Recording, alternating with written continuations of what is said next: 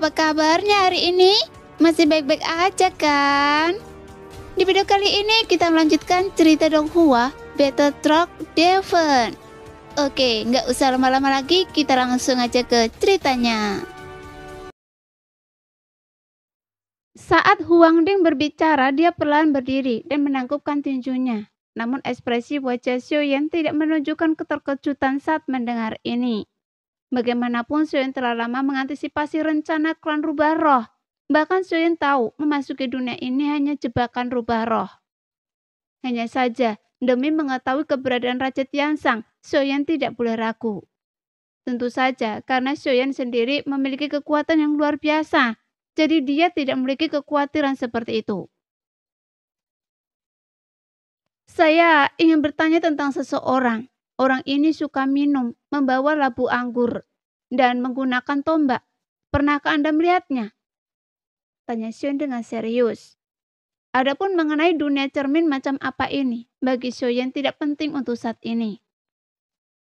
Apakah orang yang Anda cari mengacu pada saudara Tiansang?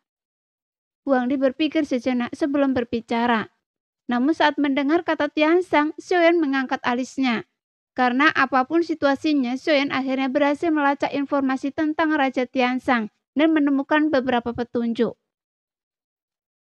Iya, saudaraku, apakah Anda tahu di mana dia sekarang? Xiaoyan bertanya mendesak. Karena sepertinya informasi tentang Raja Tiansang ada di sini. Sayangnya, dia dan yang lainnya berakhir dalam situasi yang sama, hampir sama untuk semua orang yang tiba di sini. Huang Ding menghela nafas, bahkan wajahnya berubah menjadi muram. Saudaraku, bisakah Anda menjelaskan lebih lanjut tentang situasi di alam cermin ini? Sambil berbicara, tatapan Xiaoyan juga menjadi serius. Meskipun alam cermin mungkin terdengar mengesankan, tetapi kenyataannya, alam ini dikuasai oleh ras kuno dari pegunungan dan lautan. Sederhananya, disinilah mereka menahan manusia. Di mata mereka, manusia adalah makanan lezat. Huang Di menggetarkan giginya saat berbicara, sehingga tatapan Xiaoyan kemudian tertuju padanya. Pantas saja jumlah kultivator di dunia ini sangat sedikit. Hanya saja saya selalu bertanya-tanya, bagaimana Anda bisa bertahan hidup di tempat seperti ini? Xiaoyan tak kuasa menahan diri untuk bertanya. Itu karena saya melayani monster-monster tua ini untuk memperbanyak umat manusia, memelihara para kaum saya sendiri, dan menyediakan makanan manusia yang cukup bagi mereka. Itulah sebabnya saya masih hidup. Kalau tidak, saya pasti sudah menjadi santapan bagi monster-monster tua itu sejak lama. Huang Ding menjelaskan dengan senyum kecut, karena seorang keabadian kaisar demi bertahan hidup, dia harus menciptakan sebuah negara dan memungkinkan manusia untuk berkembang biak, mengorbankan nyawa mereka sendiri demi bertahan hidup. Menjadikan manusia sebagai makanan? Mungkinkah seluruh dunia Sanhe tidak ada keberadaan manusia?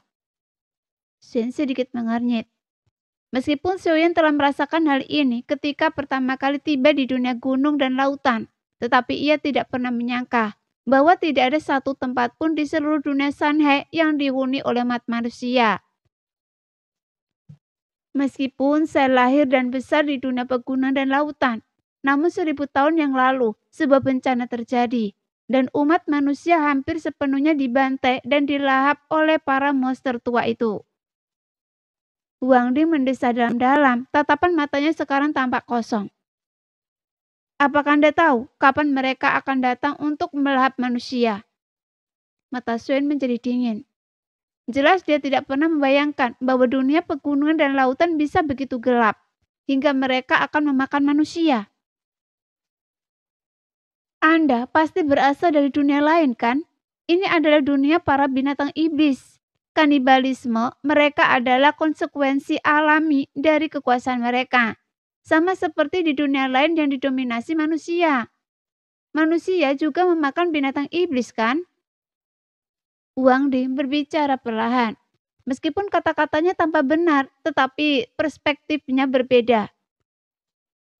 Meskipun saya berasal dari ras manusia, tapi saya juga menganggap kanibalisme kejam.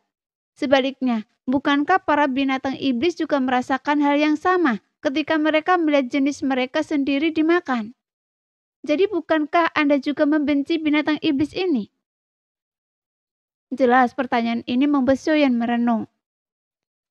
Dalam situasi seperti itu, memang kebencian adalah hal yang wajar. Tetapi dalam aturan mereka, kita para manusia seperti halnya semut, tak berdaya untuk menimbulkan badai apapun.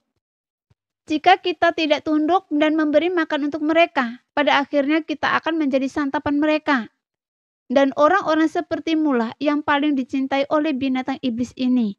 Dan saya sangat yakin bahwa berita kedatangan Anda akan menyebar dengan cepat. Dan tak lama lagi binatang iblis akan muncul untuk memburu Anda. Dan Anda akan menjadi mangsa mereka. Wang Di memperingatkan secara perlahan, bahkan saat tatapannya tertuju pada Sioyan. Dia tampak telah kehilangan semua semangat pemberontakannya. Dan satu-satunya yang dipikirkannya adalah bagaimana bertahan hidup. Baiklah. Kalau begitu, bolehkah saya tinggal di istana Anda sampai mereka tiba? Kata Xuan dengan serius. Kemudian dia berjalan menuju singgasana di ujung. Dan ini adalah pertama kalinya dia duduk dalam posisi seperti ini. Di bawah sana terdapat para pejabat istana, tetapi waktu seolah berhenti bagi mereka. Jadi mereka tidak banyak berbicara. Saya hanya ingin tahu bagaimana rasanya duduk di sini. Mendengar apa yang dikatakan Sioyan, Huan Ding tidak menunjukkan tanda-tanda kemarahan. Seolah kedatangan Sioyan telah membuat hidupnya yang sebelumnya membosankan menjadi sedikit lebih menarik. Duduk di tempat itu seperti duduk di atas jarum dan peniti, benar-benar membosankan. Huan Ding merangkumnya dalam 8 kata sakit hati, ketidakberdayaan dan kompromi untuk bertahan hidup. Jika suatu hari Anda bisa pergi meninggalkan dunia cermin ini, apa yang akan Anda lakukan? Shen bertanya. Mustahil, tak seorang pun bisa pergi dari sini. Kita semua adalah makanan. Huan Ding tersentak kaget sebelum dia berbicara. Saya sudah mendengarkan pertanyaan ini, tidak kurang dari 100 orang. Huang Ding menggelengkan kepalanya. Apakah Anda tidak pernah memikirkannya? Tanya Sioyan pantang menyerah. Huan Ding sedikit tertegun oleh ekspresi serius Sioyan dengan tatapan perenungan yang langka di matanya, seolah-olah dia sudah berada di sini begitu lama hingga lupa cara berpikir. Jika saya memiliki kesempatan bisa pergi dari sini, jika memungkinkan, saya berharap bisa meninggalkan dunia Sanhe. Bagaimanapun tempat ini bukan milik umat manusia. Jawab Huan Ding. Jika Anda mau, dunia sensi menyambut Anda. Dengan begitu, Anda tidak perlu lagi menyembunyikan kekuatan Anda. Sioyan tersenyum pada Huan Ding dan berbicara perlahan. Begitu kata-kata ini terucap, tatapan Huan Ding tiba-tiba tertuju pada Sioyan dengan aneh. Bagaimana Anda bisa tahu ranah saya tersegel tanpa cacat? Jelas, Huan Ding sengaja menyembunyikan kemampuannya, bahkan di bawah levelnya sendiri, agar tidak diincar. Bagaimanapun para monster tua jelas lebih suka memangsa yang berkuasa. Meskipun Anda menyembunyikan kekuatan Anda, tapi Anda sepertinya lupa menyembunyikan aura Anda. Tapi sekarang, Anda aman dan sehat. Jadi saya rasa para monster itu belum menyadarinya. Kata Xuan sambil tersenyum. Karena Xuan tahu pria ini sekarang memancarkan aura yang luar biasa. Aura mendominasi alami. Jadi dia pasti pernah menjadi seorang yang sangat berkuasa. Dan dia tidak pernah membayangkan suatu hari nanti dia bisa terlihat oleh orang lain. Saya tidak tahu nama Anda, saudaraku. Nama saya Xuan Yuan Jue. Dan saya pernah menjadi kaisar umat manusia di dunia Sanhe.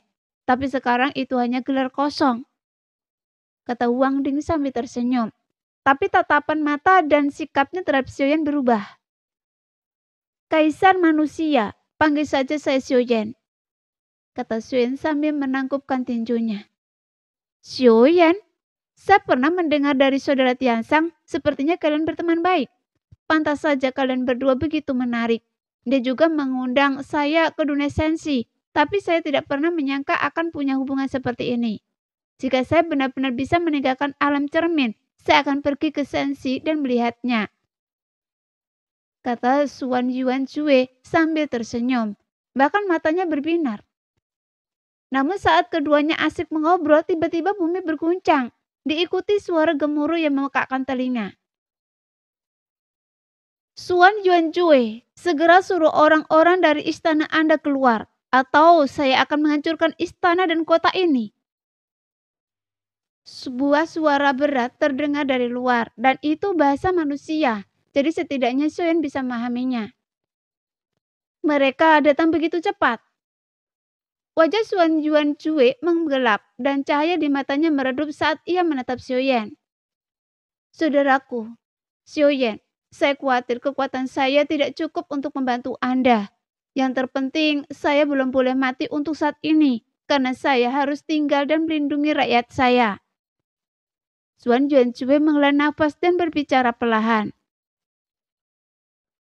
Sekian dulu cerita hari ini. Kita lanjut lain hari ya guys ya. Bye-bye.